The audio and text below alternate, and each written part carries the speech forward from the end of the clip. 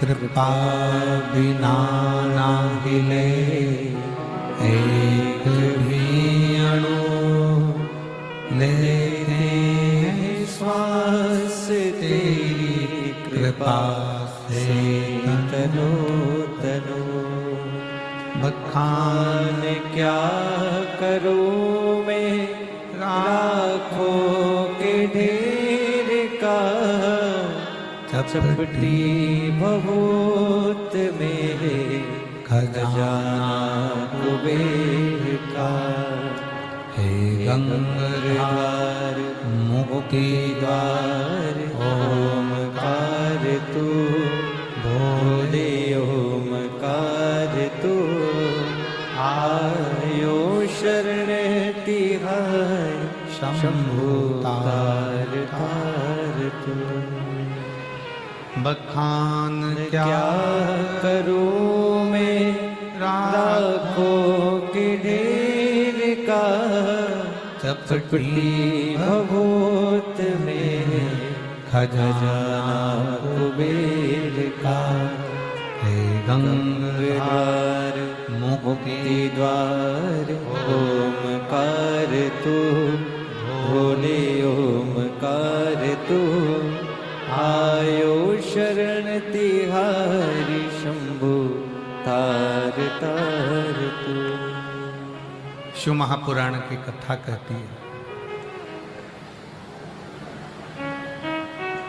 तुलसी बाबा जी की वाणी में 5 रत्न हैं।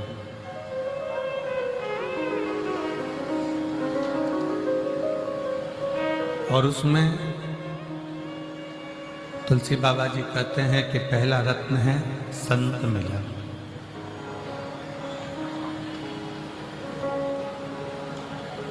दूसरे नंबर का रत्न है हरि कथा। तीसरे नंबर का रत्न है दया। चौथे नंबर का रत्न है धर्म। और 5वें नंबर का रत्न है उपकार।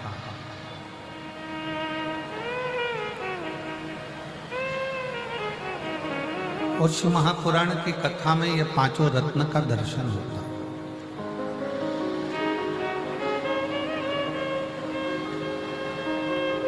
शिव महापुराण की कथा में ये 5 रत्न के दर्शन होते हैं। संत मिलन भी होता है, शिव कथा, हरि कथा, भगवान की कथा का रस तत्व भी सुनने को मिलता है। यहाँ लोग एक दूसरे के प्रति दया का भाव रखते हैं तो दया का दर्शन भी होता है। और एक पवित्र आयोजन होना ये धर्म ही है।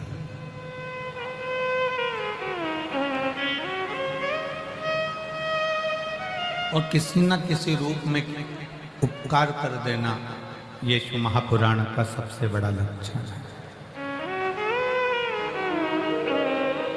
यहाँ जितने बैठे हो ना, शिव महापुराण की कथा को श्रवण करने के लिए, भगवान शंकर का चरित्र श्रवण करने के लिए, शिव नाम भगवान शंकर की कथा का रसपान करने के लिए,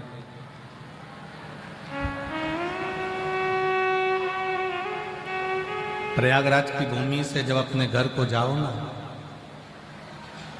7 दिन बाद 16 तारीख को जब आप अपने घर के लिए जाओ, कोई तुमसे पूछे थे कि प्रयागराज की भूमि में गए थे, तुम्हें क्या मिला? प्रयागराज की धरा से, प्रयागराज की भूमि से तुम क्या लेकर आए?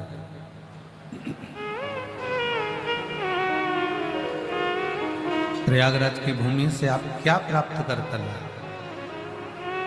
तो आप अपने घर के लोगों को जरूर कहना कि हम 5 रत्न लेकर आए हैं। एक संतों का दर्शन किया, शिव कथा सुनी, धर्म का प्रचार किया, दया करी और प्रभु नाम में कुछ न कुछ बन सका तो प्रभु की कृपा से किसी के लिए कुछ न कुछ उपकार स्वरूप कर कर।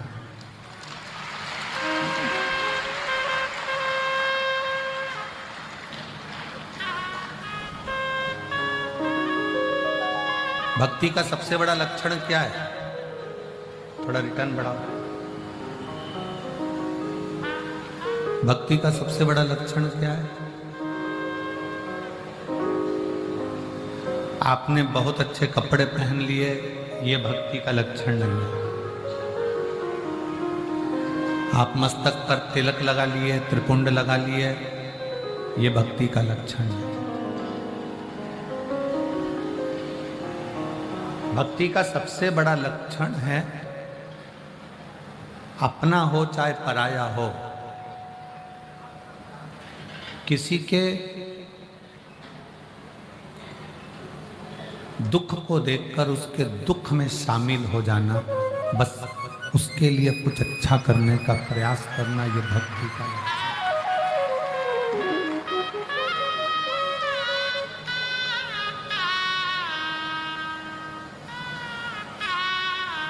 आज बड़ा विचित्र सोच, आज के ज़माने में बड़ी विचित्र गाथा दुनिया की हो गई। मंदिर में प्रसाद भी चढ़ाता है तो प्रसाद, पहले के समय में जो मंदिर में प्रसाद अगर इतना सा भी चना चिरौंजी का चढ़ता था। चना चिरौंजी जानते हो कि नहीं जानते हो? चना चिरौंजी जानते हो? जम के तो बोलो जरा। वो मीठी सफ़ेद कलर की आती है, उसको हम चिरौंजी बोलते हैं। और चना,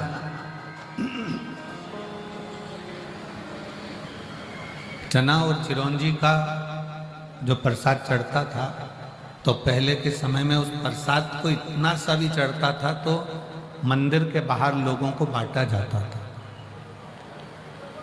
और मेरा विश्वास कहता है कि आप जितने बैठे हो आपने भी बांटा होगा।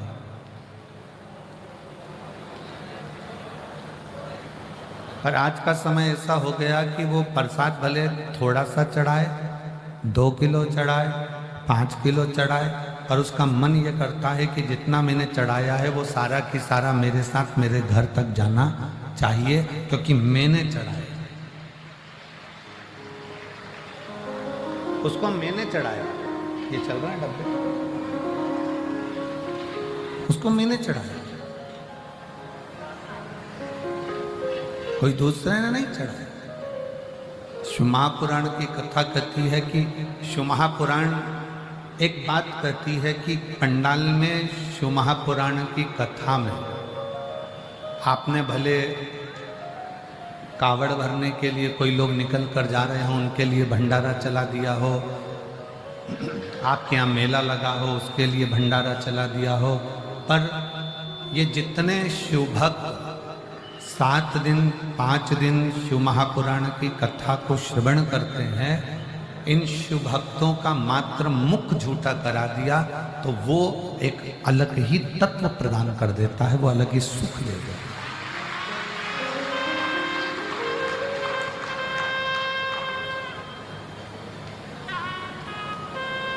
स्वयं खा लेना सुकृति है, छुड़ाकर खा लेना ये विकृति है, और बांट कर खाना ये मेरे भारत देश की संस्कृति है।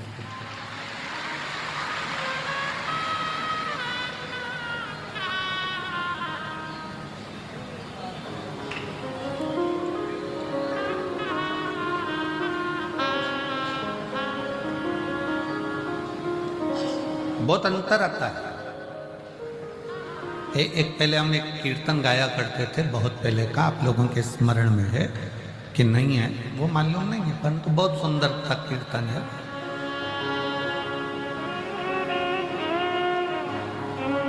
कि साधु चले पौआ पौआ चीटी ने बचाई के, साधु चले पौआ पौआ चीटी ने बचाई के, साधु चले पौआ पौआ चीटी ने बचाई के, और राजा चले हाथी घोड़ा पालकी सजाई के, राजा चले हाथी घोड़ा पालकी सजाई के, और तुलसाम गन भई हरि गुण गाई के, तुलसाम गन भई हरि गुण गाई के। साधु खावे रूखी सूखी भोग धराई के। साधु खावे रूखी सूखी भोग धराई के। और राजा खावे लड्डू पेड़ा थाली सजाई के। और राजा खावे लड्डू पेड़ा थाली सजाई के।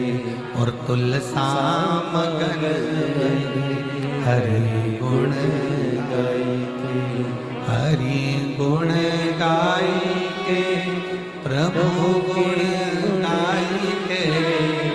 हरि गुण गाई के प्रभु गुण गाई के। तुलसा मगन हरि गुण गाई के। तुलसा मगन हरि गुण गाई के। शास्त्र कहता है भक्ति दिखावे से नहीं होती। भक्ति दिखावे से नहीं होती। शास्त्र कहता है भक्ति दिल से होती। दया दिल से। सनातन धर्म के प्रति तुम कितने समर्पित हो, सनातन धर्म के प्रति तुम्हारा कितना समर्पण है, सनातन धर्म के प्रति तुम कितने समर्पित हो, ये बाहर से भले ना दिखे पर दिल से सनातन धर्म के प्रति तुम्हारा समर्पण 24 घंटे होना चाहिए। हर पल, हर घड़ी, हर क्षण होना चाहिए।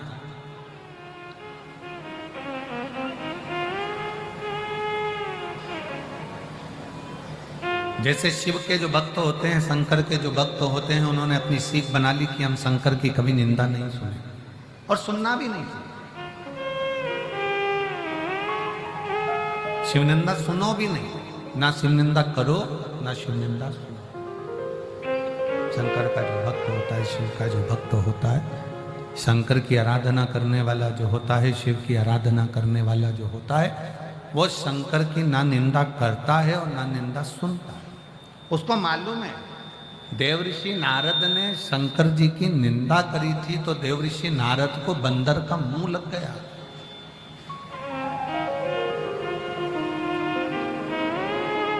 केवल एक देवऋषि नारद ने एक गलती कर दी थी कि शिव की निंदा कर दी थी। और निंदा किससे करी थी? भगवान विष्णु से, भगवान नारायण से। नारद जी ने भगवान शंकर की निंदा करी तो नारद जी को बंदर का मुख लगा और भगवान विष्णु ने शिव जी की निंदा सुन ली, इसलिए उनको घोड़े का मुंह लगा। घोड़े का मुख लगा ही इसलिए क्योंकि शिव ने की निंदा सुन ली गई। कितने पुण्यभागी हो आप सब। त्रिवेणी के संगम पर बैठकर 144 वर्ष के बाद में जो ये पवित्र महाकुंभ आया है, इस कुंभ के अवसर पर आप यहां बैठकर ना तो शंकर की निंदा कर रहे हो और ना शंकर की निंदा सुन रहे हो। इस कुंभ के मेले में त्रिवेणी के घाट पर संगम में बैठकर संतों के सानिध्य में आप शंकर भगवान का गुणगान सुन रहे हो। आप शिव जी का गुणगान सुन रहे हो, आप शंकर भगवान का गुणगान सुन रहे हो, आप शिव तत्व को अपने भीतर धारण कर रहे हो।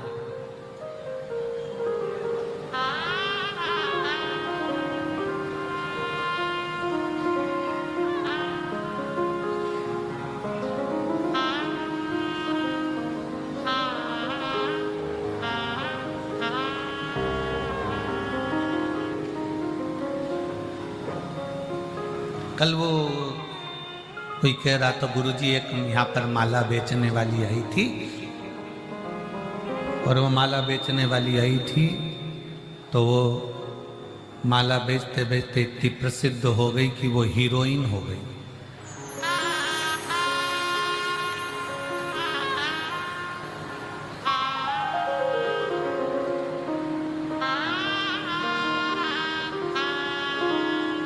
जब माला बेचने वाली यहाँ आने के बाद हीरोइन हो सकती है, तो माला पहनने वाले भी हीरो तो बन ही सकते हैं।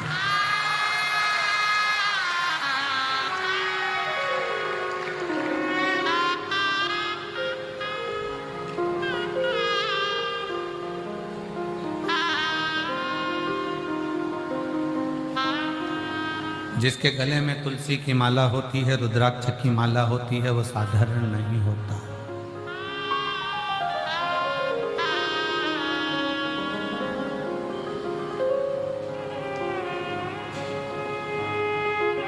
हमारे जीवन में हम भक्ति को सम्मुखता से कभी अपने भीतर की भक्ति सेठ नहीं है, अपने भीतर की भक्ति को दिखावे से ना प्रकट किया जाए। भक्ति में दिखावा नहीं होना चाहिए, भक्ति में केवल समर्पण होना चाहिए। आपके पास में मेरी जीजियां जब यहाँ आती हैं ना, इतना सा अपने बैग में टॉफी रख कर लाती हैं, इतनी सी टॉफी, एक पल्लू में जरा सा टुकड़ा भरकर, वहीं बैठी बैठी 10, 12, 15, 20 को अपने आपस में बैठी बैठी वहीं बांट देती।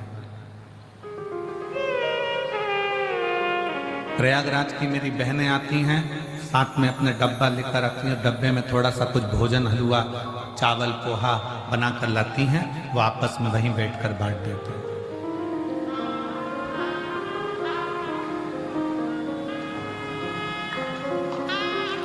समर्पण किसको कहते हैं?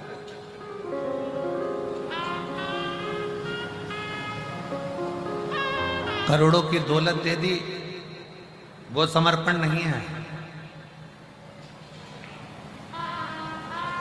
जिस दिन आप अपना दिल, जिस दिन आप अपना मन परमात्मा को समर्पित कर दो, जिस दिन आपका अपना दिल भगवान के लिए 24 घंटा समर्पण का भाव रखे, तो समझ लेना कि समर्पण है।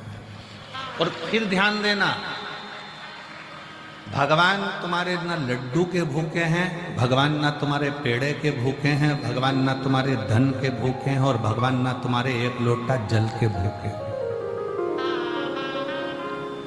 तुम्हारा एक लोटा जल भी भगवान को नहीं चाहिए, क्योंकि उसके सिर पे तो 24 घंटे गंगा चल रही है, डायरेक्ट मोटर लगी हुई है, 24 घंटे चल रही है।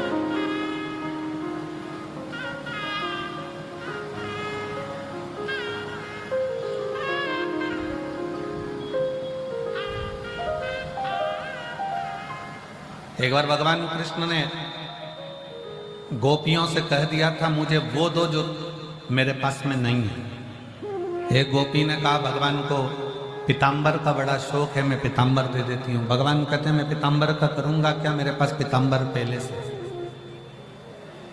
दूसरी गोपी ने कहा मैं भगवान को रतन दे देती हूँ। भगवान ने कहा मैं तो खुद रत्नाकर का जमाई हूँ,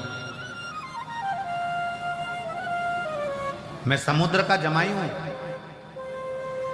जब रत्नाकर का मैं जमाई हूं तो मेरे पास रतन की क्या कमी है। तीसरी गोपी ने कहा हम भगवान को लक्ष्मी दे देते हैं। भगवान कहते हैं वो तो मेरे चरणों में 24 घंटे पांव दबा रही है।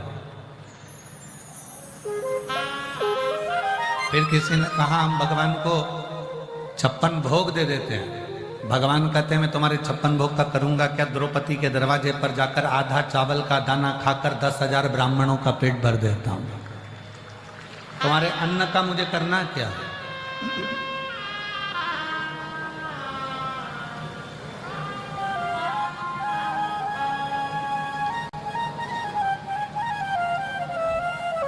किसी ने कहा हम भगवान को गंगा जल दे देते हैं। भगवान कहते हैं वो तो मेरे मस्तक से 24 घंटे बह रहा है।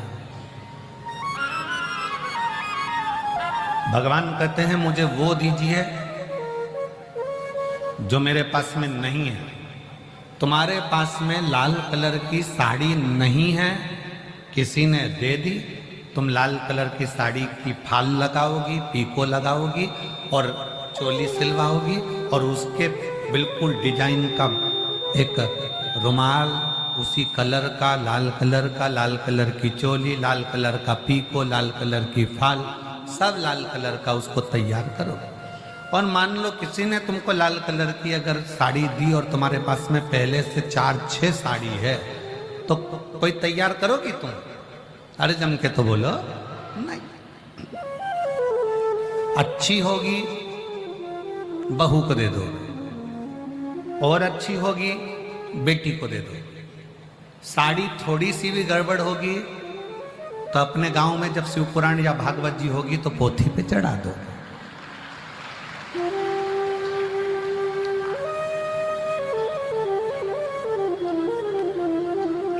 थोड़ी हमारी बात का बुरा तो लगता होगा तुम लोगों को कि गजब ये कहां से बोल देते हैं, तो जो सत्य है वो सत्य है।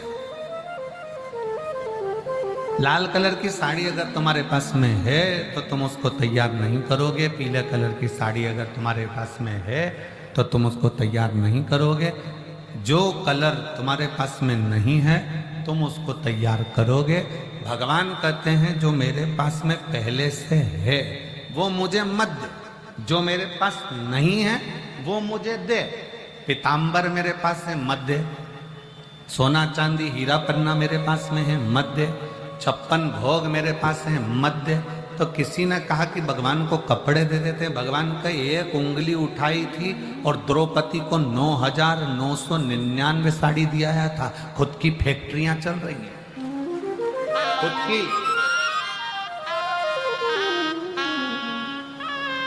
मुझे तो वो दो जो मेरे पास में नहीं है। तब पूछा किसी एक भक्त से कि भगवान के पास क्या नहीं है, तो भक्त ने कहा भगवान के पास में दिल नहीं है। दिल नहीं है? हाँ। क्यों?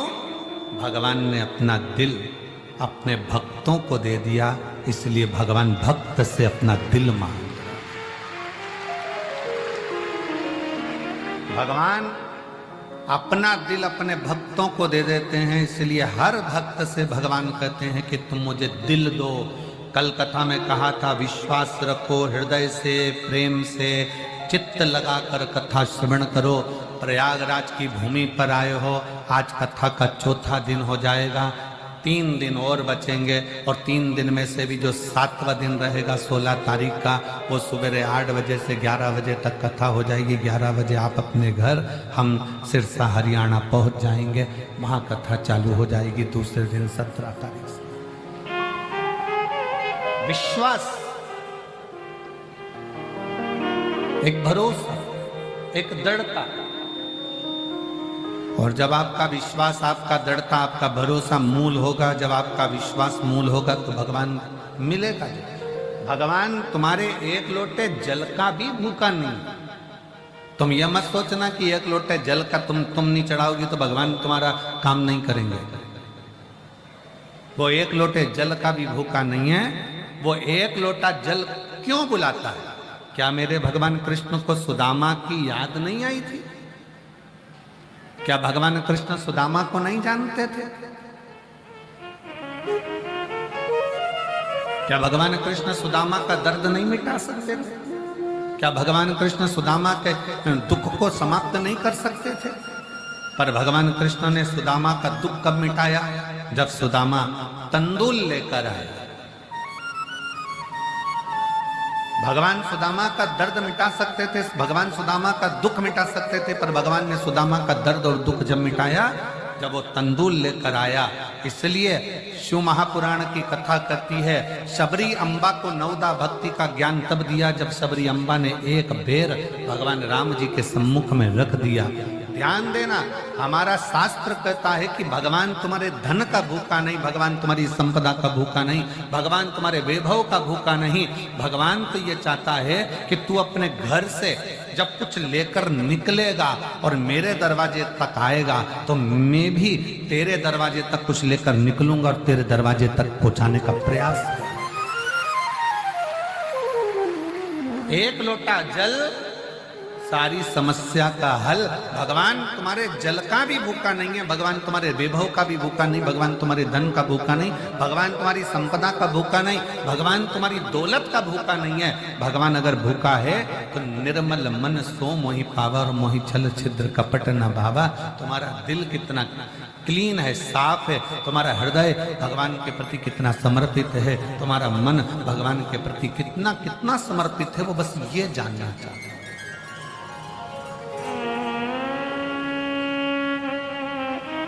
कड़प जंगल में रहने वाला एक भी क्या आता था उसको, कुछ नहीं। मंदिर में एक पंडित जी को पूजन करते देख लिया था, जंगल में शंकर का शिवलिंग दिख गया था, कड़प ने अपने मुंह में पानी भर लिया, क्योंकि उसके पास लोटा नहीं है चढ़ाने के लिए, जल पात्र नहीं है, बर्तन नहीं है।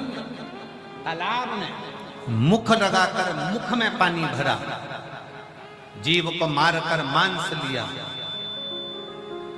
जूता पहना हुआ, फूल पत्ती को पहचानता नहीं कि कौन सी बेलपत्र है, कौन सा फूल है, तोड़ा, शंकर के मंदिर में पहुंच गया, जूते से तो मंदिर में पड़े हुए कचरे को साफ किया, मुंह की पिचकारी भगवान पर छोड़ दी, मांस का भोग धर दिया और पत्ता पत्ती चढ़ा दिए। शाम को पंडित जी आए, उन्होंने देखा कोई ने गंदा कर दिया, साफ करा। दूसरे दिन फिर उसी ने यही करा, तीसरे दिन फिर करा। आखिरी में पंडित जी बाजार से जाकर एक लोहे का पिंजरा बना लाए, उसमें शंकर भगवान को बंद कर दिया। बंद तो करा, एक लोहे के पिंजरे की तान टूट गई और वो शंकर के शिवलिंग को लग गई। शिवलिंग को लगते से उसमें से रक्त की धार बहने लगी। भगवान को रक्त निकलता देखकर कड़प को लगा कि ये शिव को क्या हो गया। उसको लगा कि शंकर जी की आंख फूट गई। उसने हाथ लगाया, रक्त बंद नहीं हुआ, तो उसने त्रिशूल से अपनी आंख निकालकर शिवलिंग पर लगा दी, रक्त बहना बंद। शिव प्रकट हो गए, उसका नेत्र वापिस दिया शंकर। आप और हम भ्रम में पड़े रहते हैं 24 घंटे, सोशल मीडिया पे 24 घंटे चलता रहता है, ये मत चढ़ाना भगवान को, आज सोमती अमावस्या है, ये मत कर देना भूल से भी, आज प्रदोष है, भूल से भी ये मत कर देना। सुबह उठते से गूगल खोलोगे और डराना चालू हो जाएगा।